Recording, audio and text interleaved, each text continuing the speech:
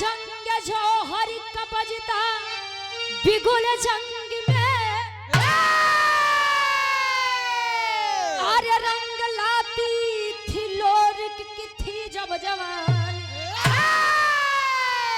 अरे रक्त की बूंद में खून है खून का अरे तलोरिक के लइका या भोरी के कहानी कितने की औकात इतनी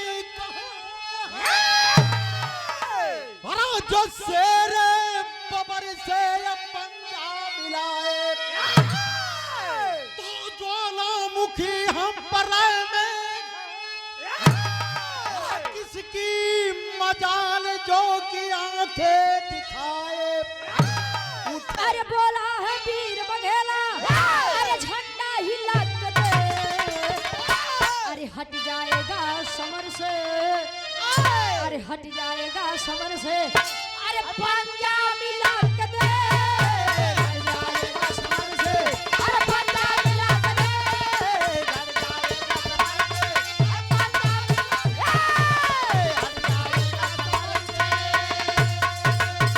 अरे वतन का दीवाने अरे वतन पे मुर्गे अरे कफन ओढ़ कफन अरे कफन ओढ़ हम करेंगे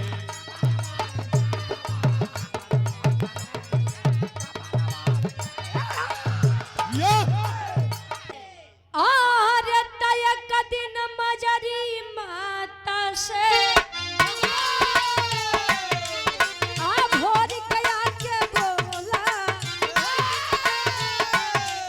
कब से तुम हो मां सोई अरे अब तयखिया खोला हे पिताजी मेरे सानी तलवार हाथ में साजे दाहिने झिरके मां दुर्गा अरे माता रही विराजे जंगल में जब जाते अरे कंधे बहे पसीना समझन के अंदर मुश्किल करते थे जीना बीच चुनौती से दे जो सदे वो है कमीना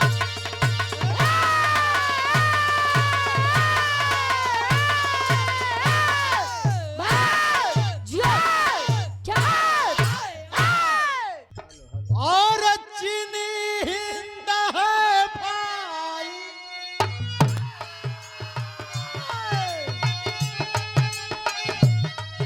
हमारा चीन लगाया करके धोखा बसठ में जंगी बिगुल बजाया ऊंची मीनार की चोटी फिर दुर्गम बड़ी चढ़ाई कड़ाही हवा बर्फीली जैसे में छिड़ी लड़ाई चीन किया तैयारी ये रडार बनवाए भारत के लाल दुलारे चितरे चितरे उड़ जाते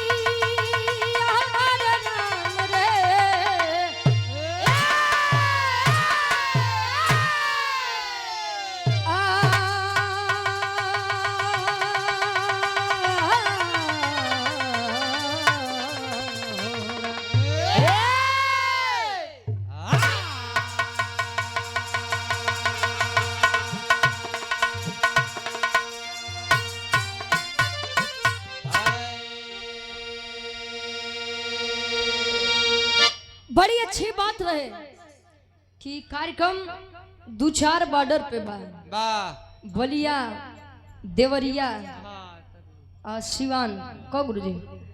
तो बलिया में अभी आप लोग सुनबे है कि 2 नौजवान 2 वीर सांवर और लोरी, तो कहानी उनके पहले से उठावा, उनके नाती पोता पर छोड़ा। 4 लाइन कवि जी भूमिका के अंदर भाव लिखते हैं जे काका बाबा लोग बिरहा के शौकीन हैं उनके बदे। लोग कहते हैं कि हर घर में वीर पैदा नहीं होते हैं। अगर हर घर में वीर पैदा नहीं होते तो हम भी कहते हैं कि हर माँ वीर पैदा भी नहीं कर सकती है। कहो गुरु जी। 4 लाइन कवि जी भूमिका के अंदर भाव लिखते हैं कैसे, उ वीरन खातिर।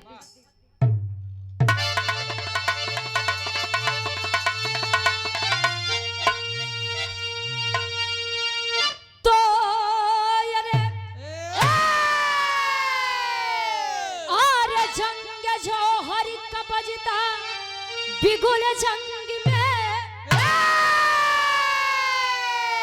अरे रंग लाती थी लोरिक की थी जब जवान,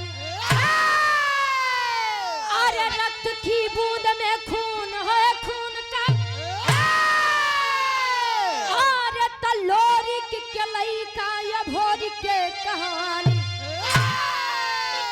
अरे की छाती पे गर्जन करे सर्वदा, अरे बोला या भोरी माँ क्यों न पिंडदानी हुआ, अरे मजरी कहे गुलामी न मंजूर मुझको, अरे करे हक अदा वही बलवान हुआ।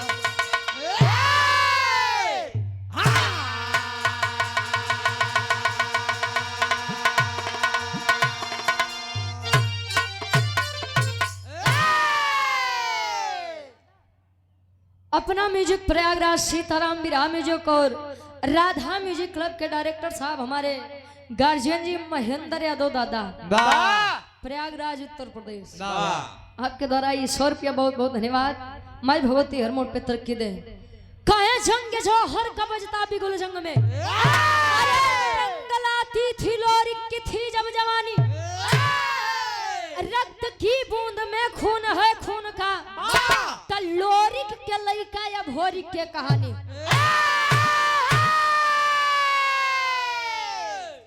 गढ़गौरा के 2 वीर जिनका नाम वीर लोरिक और समरू बताया गया। वीर लोरिक और समरू के पिताजी के क्या नाम रहे?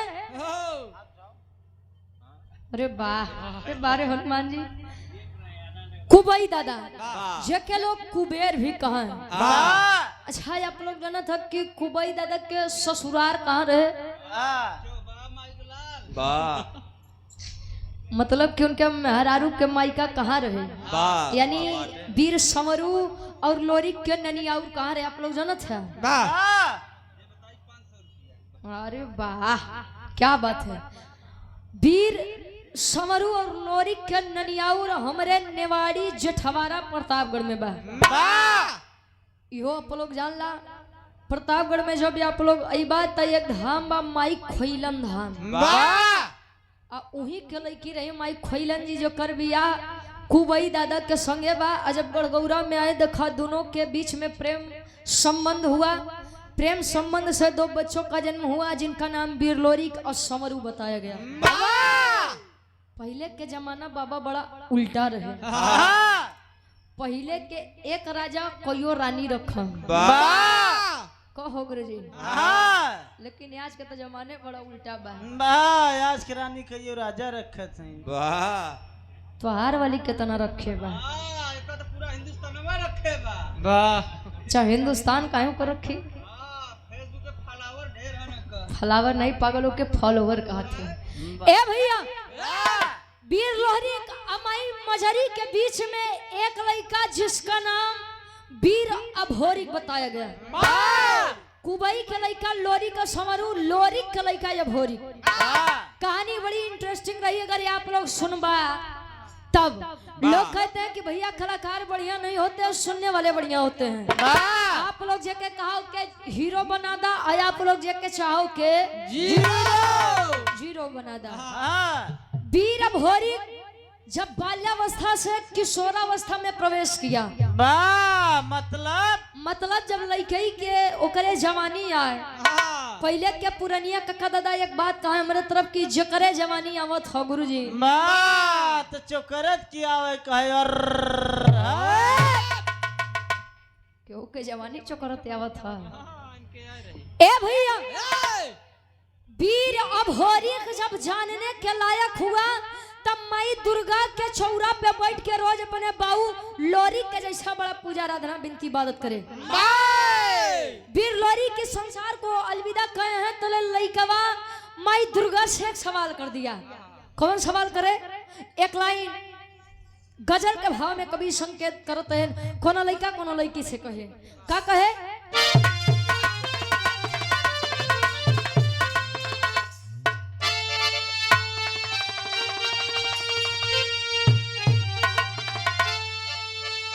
अरे परवाने जल रहे हैं,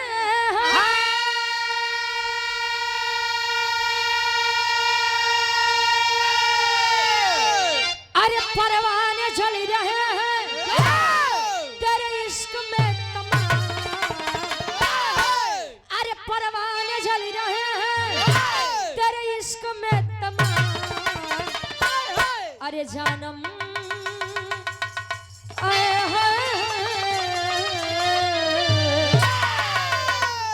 जानम जरा इसी आग में, अरे जानम जरा इसी आग में, अरे खुद को जला के दे, जानम जरा इसी आग में, खुद को जला के दे, जानम जरा इसी आग में, खुद को जला के दे, जानम जरा इसी आग में, खुद को जला के दे। रुक जाओ बाबू के आशीर्वाद ले दा। शिवजी यादव शनिचरा टोला से, अच्छा पूज्य बाबूजी के द्वारा, अच्छा ये गजलिए के फिर से एक बार दोहरा दो। ये हमारे पूज्य गार्जियन जी के द्वारा सादर 500 रुपए का सम्मान, बहुत बहुत धन्यवाद। आई गुरुजी फिर से ये चीज के दोहरा दा। अरे परवाने जल रहे हैं तेरे इश्क में तमाम, अरे परवाने जल रहे हैं में तमाम, अरे जानम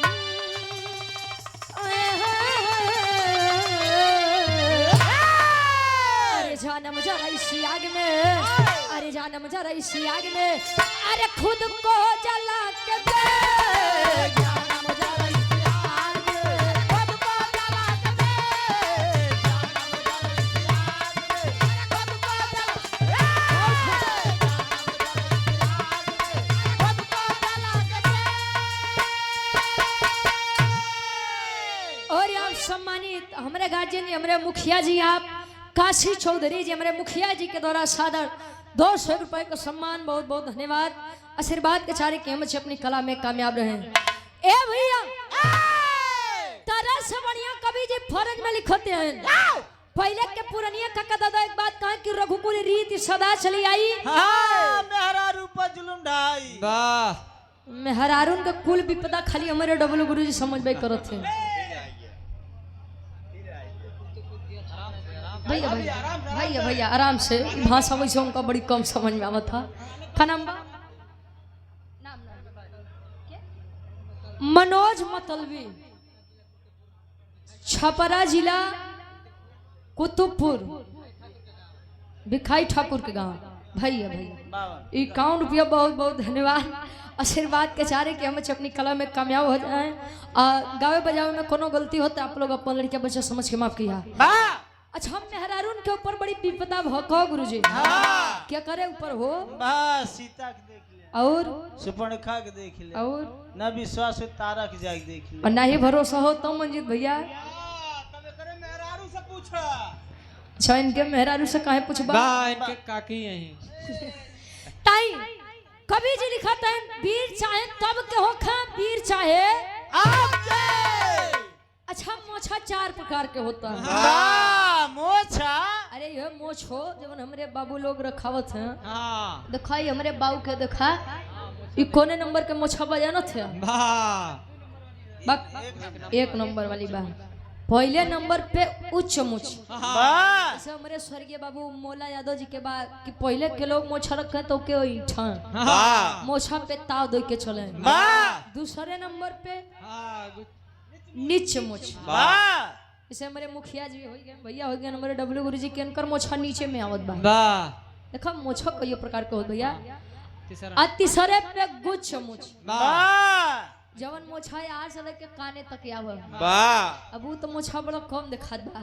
और चौथे नंबर पे वाह छुछ मुछ। छुछ मुछ हाँ, हो तब बरसत बा का हो। अरे मत मारा पेटे पे लात महाराज। ए भैया चौथे नंबर पे छुछ मुछ मतलब आवत बा लेकिन आदमी के रखे नहीं चाहते हैं। कहो ई बाबू बैठा है वाह मंजीत भैया के तो कुछ बा। हमारे गुरुओं जी के बाद देखो वो 2 नंबर वाले हैं भैया, वो चौथे नंबर वाले हैं छुछ मुछ। आवत हो लेकिन नहीं रखते हैं। वाह कवि जी लिखतन कैसे वाह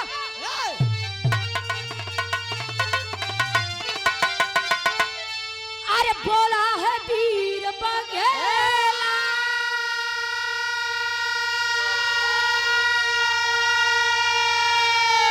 अरे बोला है वीर बघेला अरे झंडा हिला के दे।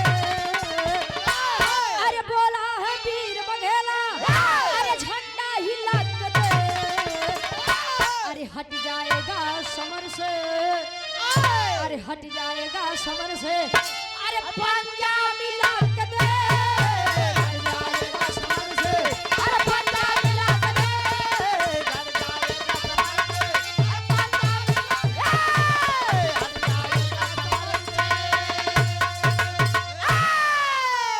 कहे बोला है वीर बघेला झंडा हिला के देख।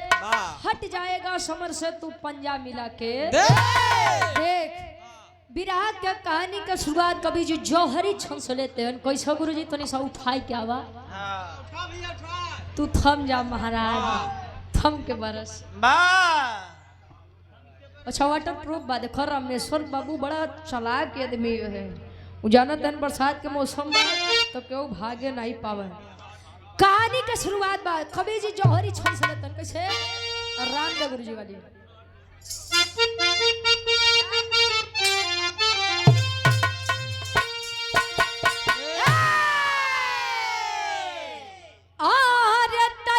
दिन मजरी माता से भोर गया के बोला कब से तुम हो सोई। अरे अब तलखिया खोला हे पिताजी मेरे सानी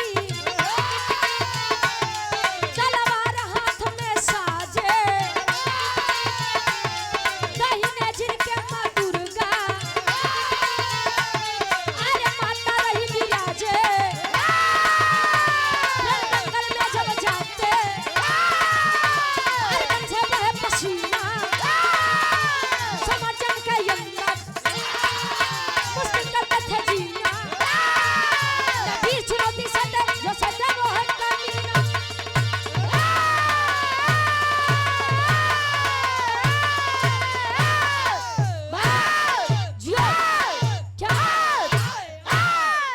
वाह कहानी खतनी आप लोग समझा। लोरी भैया ऑपरेटर साहब मैं बेस बोला दो बेस बंद करके ट्रेबल की आवाज बढ़ावा। ए भैया हेलो वीर अभोरिक माई दुर्गा के चौरा पे जाए के एक बात कहे कि माई रे मेरे पिता वीर लोरी जब भी आपको जरूरत पड़ी अपने जंगे का खून पिला करके आपको संतुष्ट करने का कार्य किए हैं। आए मां उन्हीं का बेटा हूँ अभोरिक। इतने दिन से तेरी भक्ति भावना आराधना वंदना करता चला आ रहा हूँ अपने पिताजी के भांति, फिर भी तूने आज तक मुझे अपना दर्शन नहीं दिया। माँ दुर्गा प्रकट हुई कहीं बेटा अभोरिक नेत्र खोलो। आज माई दुर्गा के देखत बा चरणन पे गिरत बा कि माई आखिर क्या गलती हुई है मुझसे। माई दुर्गा बताओ कि बेटा ना तो तुहार कसूर बा ना तो हमार कसूर बा। सारा कसूर तोहरे माई के बा। जब माई के कौन कसूर बा बतावे कि बेटा कि जब भी तेरे पिता मुझको याद किए, मैंने उनको अपना दर्शन देने का कार्य किया है। तेरे पिता मेरे बहुत बड़े भक्त थे। इस संसार को जब से छोड़कर गए हैं, मुझे चिंता तो खाली इस बात की है कि उनका पिंडदान आज तक नहीं हुआ है। अब वही लोग बताते हैं कि जब तक पिंडदान नहीं होता है तब तक आत्मा इस मृत्युलोक पे भटकती है। वेद शास्त्र अपना बताता है। ए भैया, माई दुर्गा के बतिया मान के चला है माई मजरी के पास। माई रे, क्या सुन रहा हूँ? मेरे पिता बिरलोरी का पिंडदान आज तक नहीं हुआ। कहे बेटा, मैंने अपने पति को खो दिया लेकिन अपने बेटे को नहीं खोना चाहती हूँ। काहे? उमाई मजरी बताओ बा अपने 21 वर्षीय बालक वीर अभोरी से का बतावे। स्वर्गीय गुरु रामदेव गुरु जी वाली तरज लगत बा।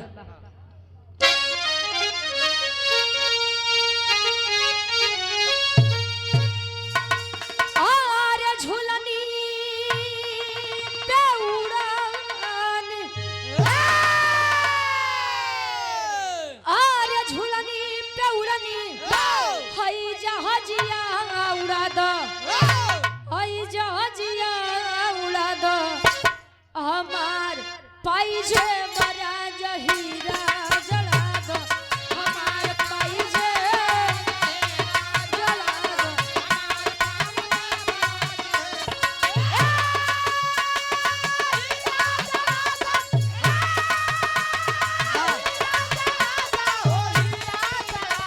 हमार पाइजे बरा जहीरा जला दो, हमार पाइजे बरा जहीरा जला दो।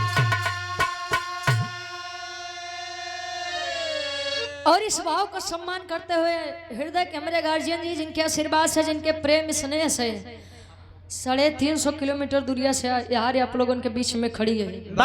आप सम्मानित श्री रामेश्वर यादव ठेकेदार जी। सब कौन चीज के ठेका बा भैया? ये आपके द्वारा हजारों हजार रुपए का सम्मान, बहुत बहुत धन्यवाद। वैसे बिहार में तो चीज बने बा। बिरजू मोहन यादव जी, आपके द्वारा इस भाव को सम्मान 100 रुपया, बहुत बहुत धन्यवाद। एक स्वर में सबके नमस्ते प्रणाम स्वीकार होके। ए भैया, माई मजरी अपने लइका या भोरी के समझावे कि रे लइका,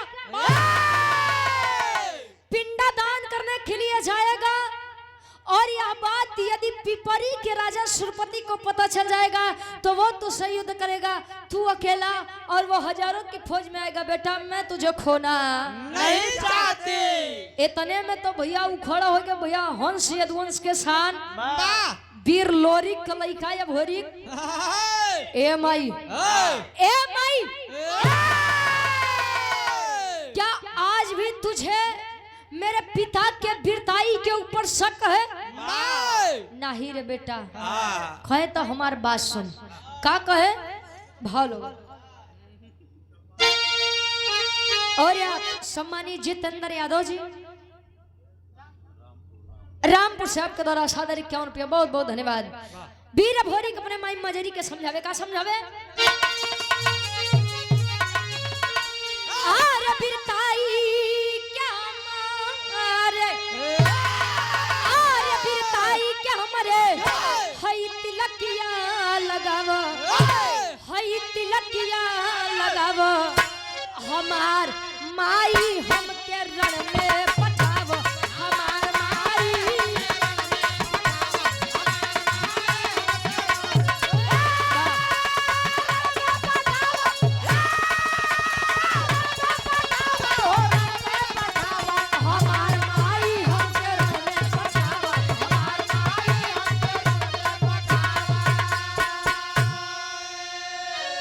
अरे बाढ़ल गुमान बाटे, अरे दुश्मन के भारी, मिटाऊ खान दान बाट पूरी तैयारी।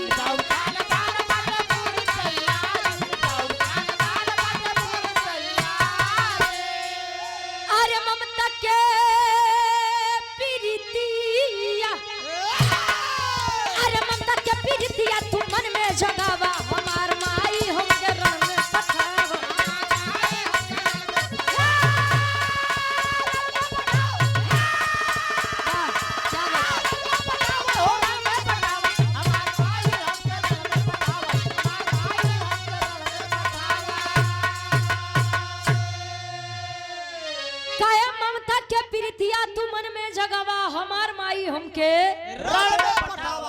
अच्छा समाज में कुछ आदमी होते हैं कि दो चार आदमी के सहारा लई के हाँ। वो अपने आप के बड़का मर्द समझते हैं। वाह। कहो आहो।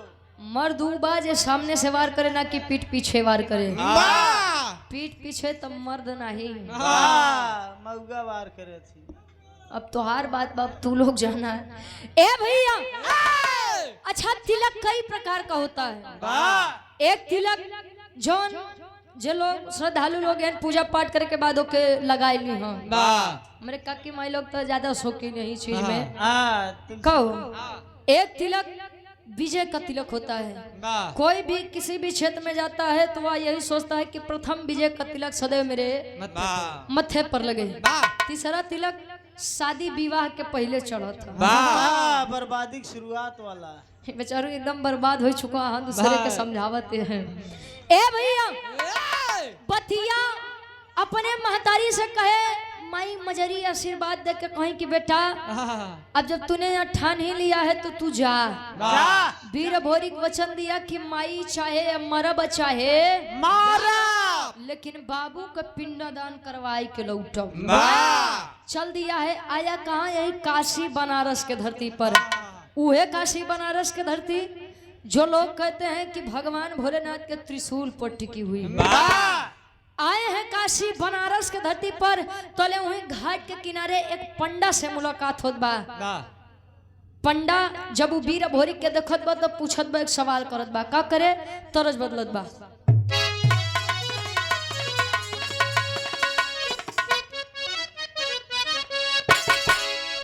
पहले के समय में गवना शादी के बाद जाओ का गुरुजी मुखिया जी, पहले के समय में शादी हो जाओ तो गवना 3 साल 5 साल 7 साल 9 साल हाँ 11 साल 13 साल 15 साल बस 17 हो। साल 21 साल 23 साल 25। बुढ़ौती आ जाए महाराज तब बियाह करे का मतलब बा। और ये 200 रुपए का सम्मान अजय यादव जी हमारे बड़े भाई हैं, आपके द्वारा 200 रुपए का सम्मान बहुत बहुत धन्यवाद। आजकल का तो दुल्हन सीधे कहते हैं भेज द मोबाइल तत्काल राजा जी, मनवा करे बतियती वीडियो कॉल राजा जी। आजकल मर्द बेचारे कमाए चल जाते हैं तो बहरे नहीं निकले तले वीडियो कॉल लग जात बा। पहुंचा कहो लल्ला के बाबू ट्रेन मिली कि नहीं मिली? अच्छा ट्रेनी पे बैठा कि नहीं बैठा है? ए भैया तो जब गवना के दिन रखा तो काकी दादी माई लोग बड़ा डराए। काहे बधे कि हमका सास ससुर कैसे मिली? हाँ हमका हमार दुल्हा कैसे मिली? आज के तो जमाने बड़ा उल्टा बा गुरुजी। आजकल तो सास ससुर बेचारे डराते हैं कि हमको पता हो कैसे मिली।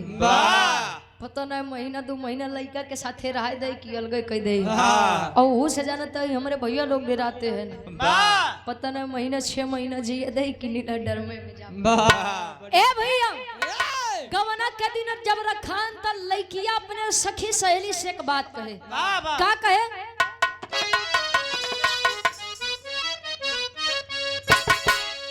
अरे जब से गवनावा के दिनवा धराई, जब से गवनावा के दिनवा धराई, रतिया न नींद आवे देह पियराई। जब से गवाना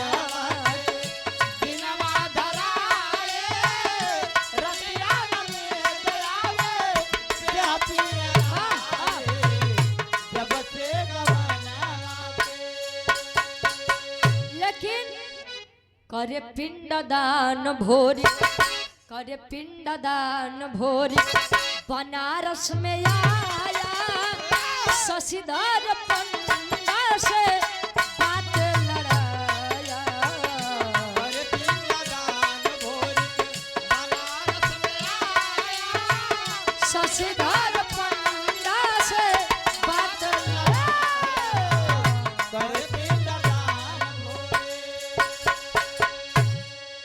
आया है शशिधर पंडा से मुलाकात हुई पंडा आप लोग जानत है ना कि जौन तिलक चंदन लगा के हाँ घाटी बढ़िया गेरुआ धारी बैठत है वाह कहो जेके संत कहत है वाह जेके सांसारिक मोह से कोनो मतलब ना रहत शशिधर पंडा से मुलाकात हुई।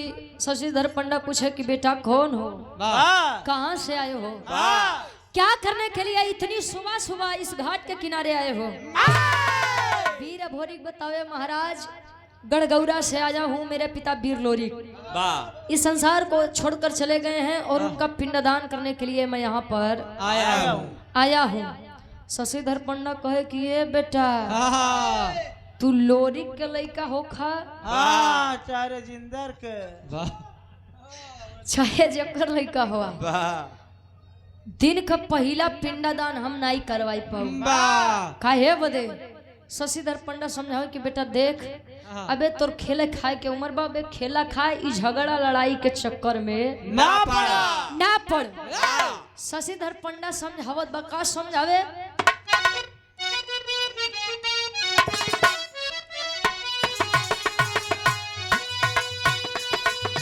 काहे पंडा पहिले पिंड दान करी है राजा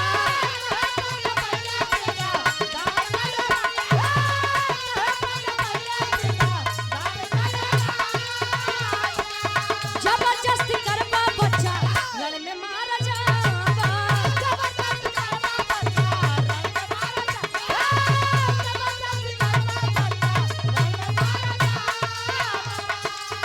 जबरदस्ती करबा बच्चा रण में मारा जावा। अब सुन के खबर भोरी तन में गुस्सा आया, सुन के खबर भोरी तन में गुस्सा आया। शशिधर पंडा से बात लड़ा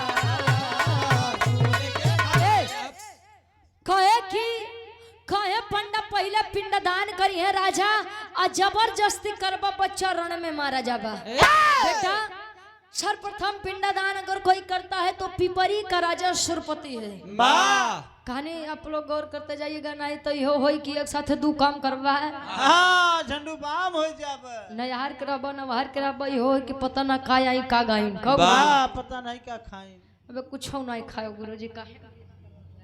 ए भैया वीर भोरी जब इतनी पतिया सुने निकाल के तलवार रख दिया गर्दन पर।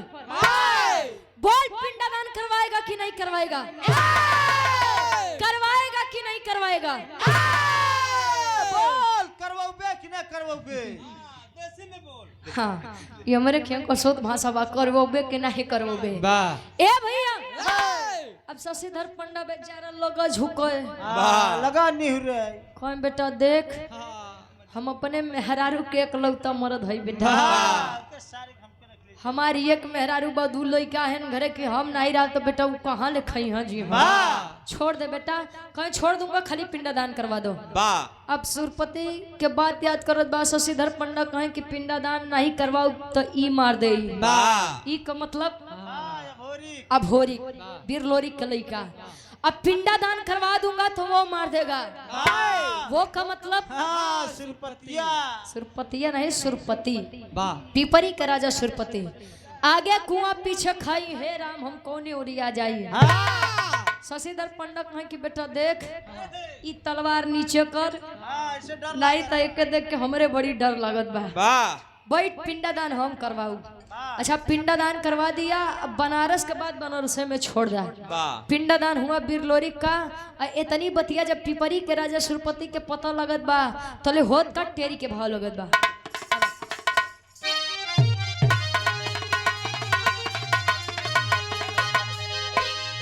अरे राम जवानी जंगी जूझे जमके, ए बाबू जवानी जंगी जूझे जमके लोरी का पूतिया भोरी कहे मिटाओ बहुत के रहो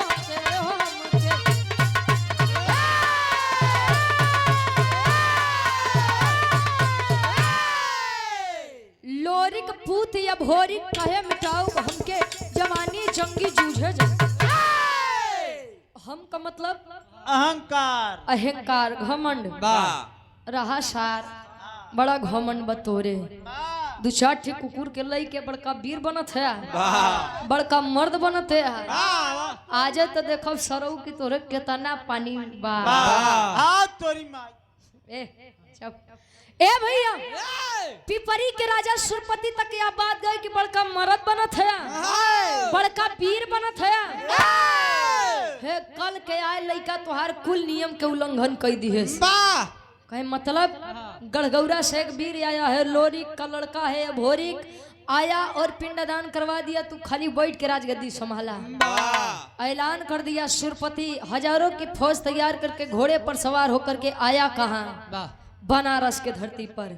जब बनारस के धरती पर आया तो शशिधर पंडा बेचारा लगा उठे। अब भोरी पकड़ के कुर्ता नीचे खींच ले कहा हम जियब तो तू जीबा, हम मरब अब परेशान मत हो, जले ई देह में जान रही तले तोहका कुछ नहीं हो दे।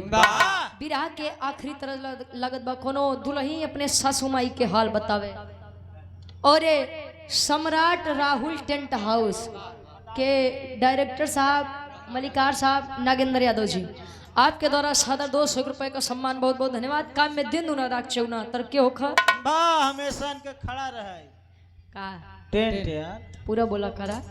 वैसे नंबर 1 के व्यवस्था बा भैया तोहार देखा। अब हमारे भाषा में अगर आप लोगों के थोड़ा दिक्कत हो तो एडजस्ट कैली है आप लोग, खाली रात भर के बाद बा का हो बिरहा के आखिरी तरस लगत बा।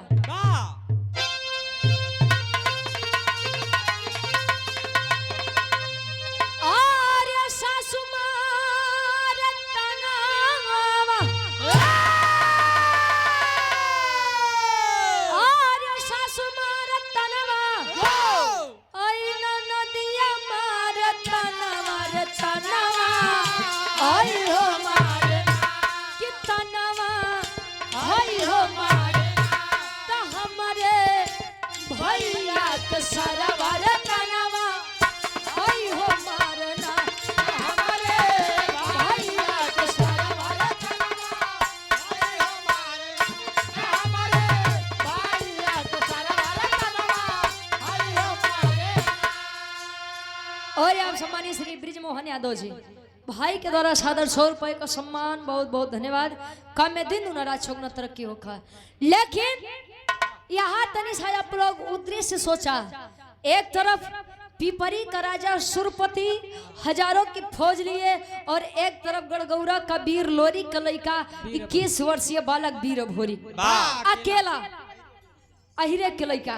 कवि जी लिखते हैं कैसे और 100 रुपया भारत यादव जी सम्मानित गार्जियन जी के द्वारा 100 रुपया बहुत बहुत धन्यवाद। उठात बा वीर भोरी ऐलान करत बा का अरे लोरिक के पुतवा गरजा, लोरिक के पुतवा गरजा वीर बालवन वार जनवा अर के मरबना त जनवा अर के मरबना त कूदा जम के माय जनवा रे जनवा अर के मरबना कूदा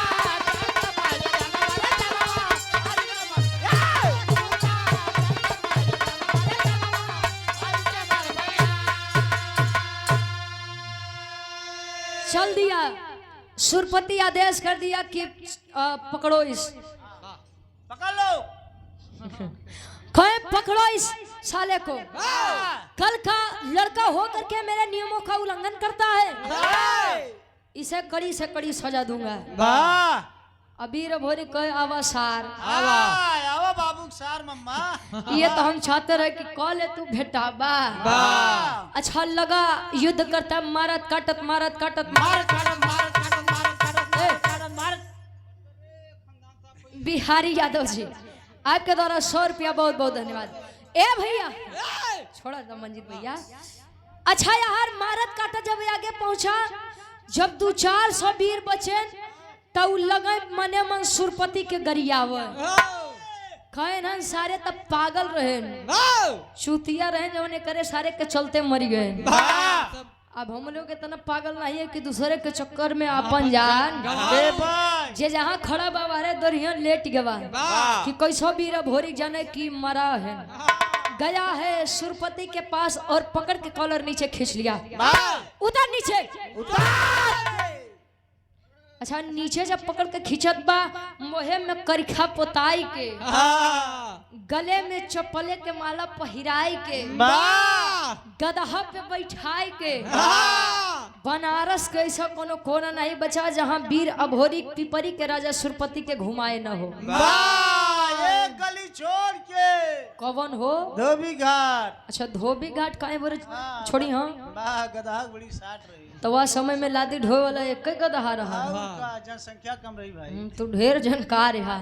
ए भैया अच्छा जब इतनी बात हो तब पिपरी के राजा सुरपति नीचे मुड़ी कह के बैठा बात तो सुरपति के एक बिटिया रही जकर नाम केवला पतिया बताया गया। केवला पतिया पहले के समय में ऐसा नामे होत रहन गुरुजी।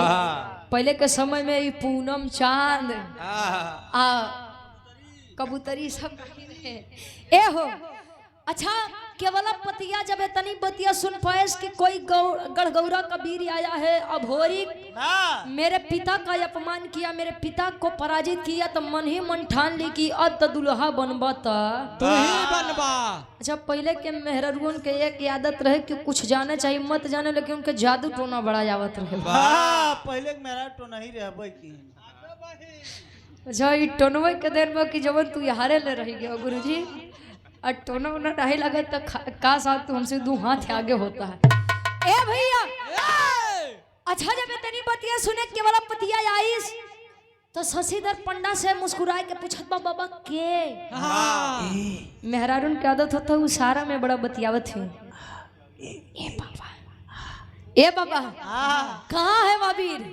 तो शशिधर पंडा मार सीना चौड़ा करके बोला कि है यार यही है वाबीर जो कल का आया हुआ तुम्हारे पिता के नियमों का उल्लंघन किया।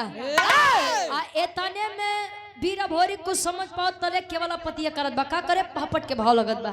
अब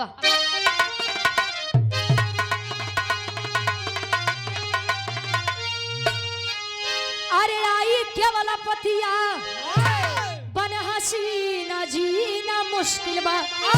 अरे आई केवला पतिया बन हसीना जीना मुश्किल बा। तब बाप के इज्जत भोरी काहे छीना जीना मुश्किल बा।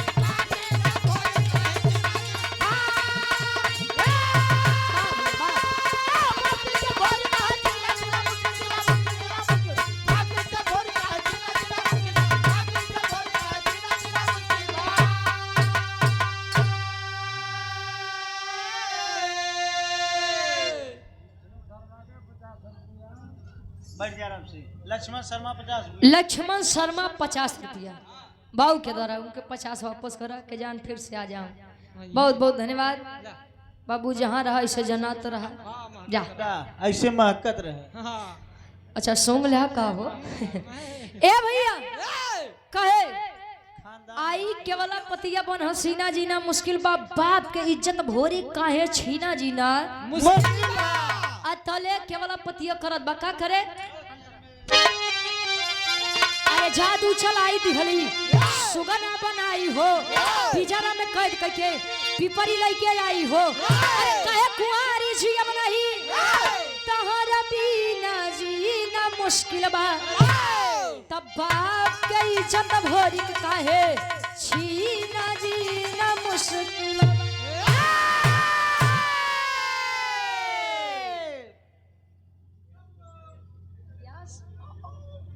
व्यास बलिंदर यादव आपके द्वारा 51 रुपया बहुत बहुत धन्यवाद।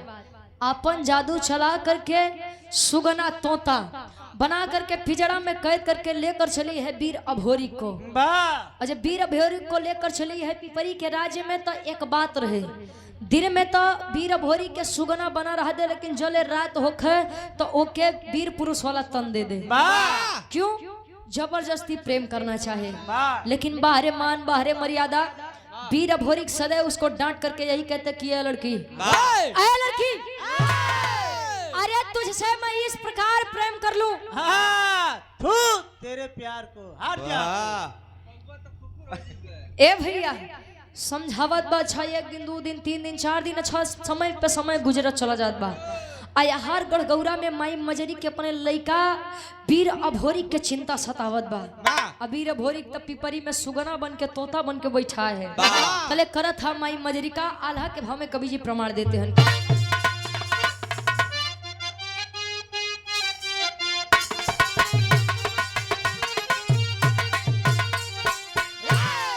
अरे तड़पेली मजरी माता गौर के नगरिया,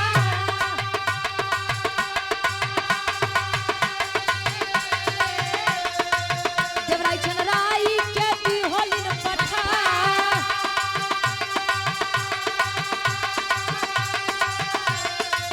धीरे धीरे आई गई ले काशी के धरतिया,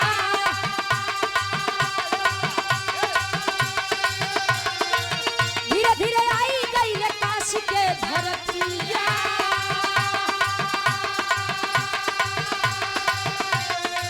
शशिधर पंडा हो गई लन बेटा,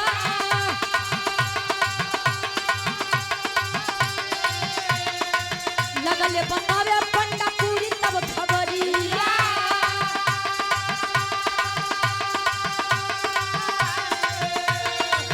लगले बनावे पंडा पूरी तब खबरिया,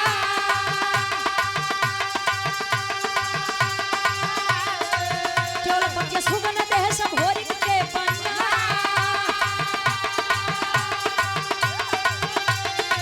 जमुई का बोलाई होला दुनहु हो बीरा,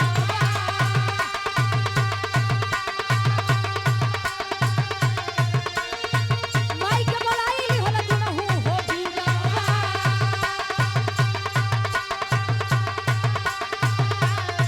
झूमी झूमी जोगी बन के भजन रहेगा,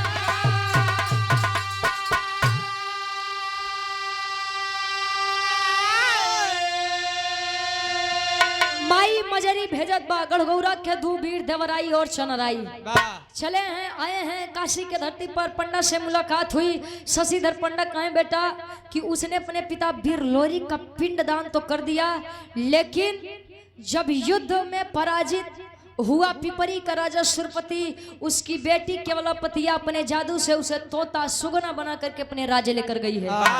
अब जादू के काट कोनो लेके आवत तो ले तब वीर भोरिक तो है वापस मिली है। जमुनी माँ को बुला करके तीनों वीर गेरुआ धारण करके भजन गावत पहुंचत हैं कहाँ? पिपरी के राजा सुरपति के दरबार में। आयाहर केवलापतिया सुगना रूपी वीर भोरिक से कहे कि हे हमार राजा, ए हमार सैया, वाह ये हमार पो ये का होता हो? प्यार से बुलाए। अच्छा चाची तुम्हें ऐसे बोलावत है?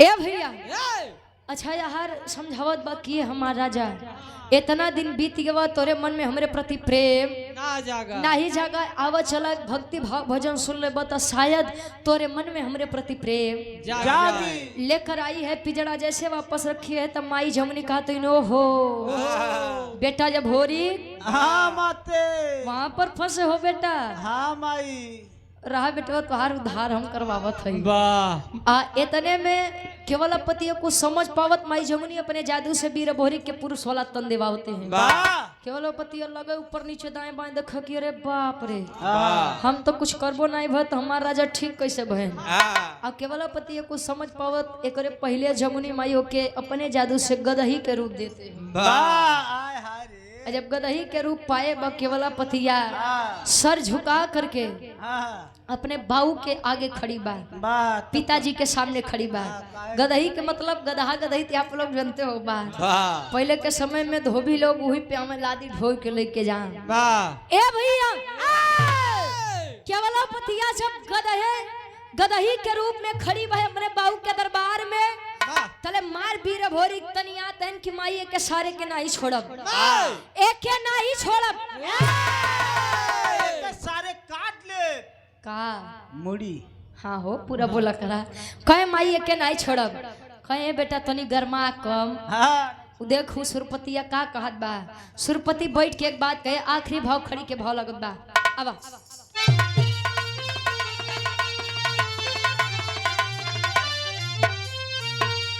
अरे माने गलती जमुनी के हई चरनी अंधई के भाई तू बहिनी बचनिया कही के हमारे भाई का बहन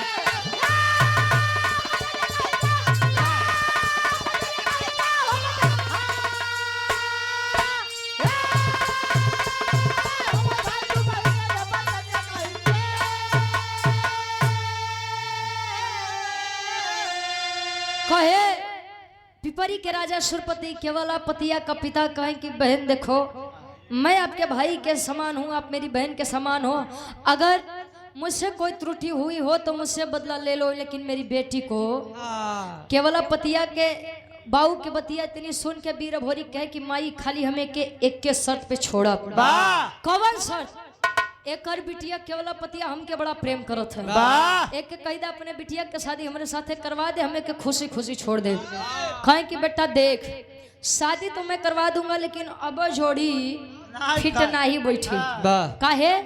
या तो तू गदहा बन जा या तो एक लड़की बनावा। अब उ गदही तू लड़का कहाँ से बिया होई? माई जमुनी जब के लड़की वाला तेन देते तो ले होत का। अब अरे केवला पतिया भोरी के हो गई हो शादी, शिव भोरी पैदा भइले पिपरी मिली आजादी।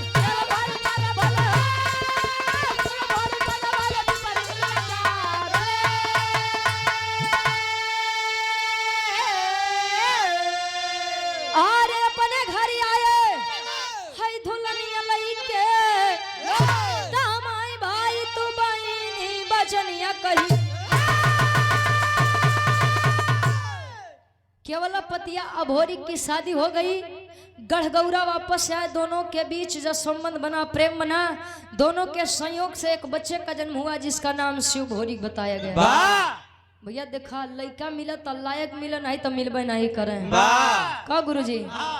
एक दोहा है कि पूत कपूत तका धन संचय, अपूत सपूत तका धन संचय। लड़का अगर लायक बतका करे रुपये पैसा इकट्ठा करते हैं, लायक है कमा करके अपना भी जीवन और आपका जीवन भी बिता ले जाएगा। अब पूत कपूत तका धन संचय, अगर लड़का नालायक बताओ का करे इकट्ठा करते हैं। कहो शर्मा जी वाले याद पकड़ ले। तू कितनो इकट्ठा करा और लड़का खाली हुए कंपोजिट वाला हाल पाए जाए। खाली बिहार में तो बाबू ए भैया, इसीलिए कहा जाता है कि लड़का मिला तो लायक मिला, नहीं तो अजवन लड़का अपने लड़का होके के फर्ज कर्तव्य नहीं निर्वहन करे तो लड़का कोने। वीर भोरी गए अपने पिता का पिंडदान करने के लिए, लड़ाई हुई और दुल्हनों लड़के आए साथे लड़को जन्म ले ली है। कुबई के लड़का लोरी का संवरू, लोरी के लड़का या भोरी का अभोरी के लड़का शिव भोरी। शिव भोरी कहानी हमारे आरे छुटत बा, आखिरी में खानदान के परिचय बा। गुरु बिहारी, गुरु गणेश, गुरु रामलाल गुरकारी, स्वर्ग से चंद्रिका कवि, बच्चन जी बने पुजारी हो।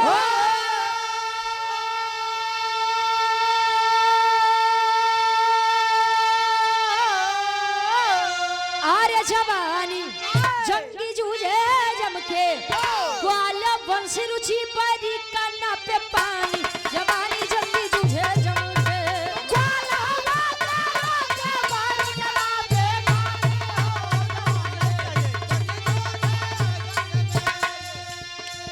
नहीं चाहिए दिल दुखाना किसी का, नहीं चाहिए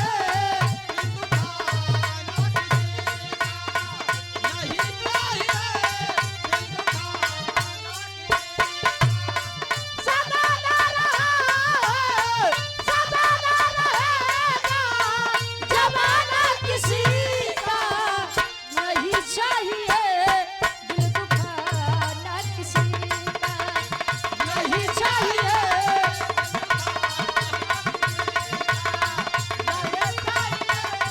दिल दुखाना किसी का। गाँव बजाओ का सुनो में कोनो भी गलती कसूर भाव हुई, आप लोग अपन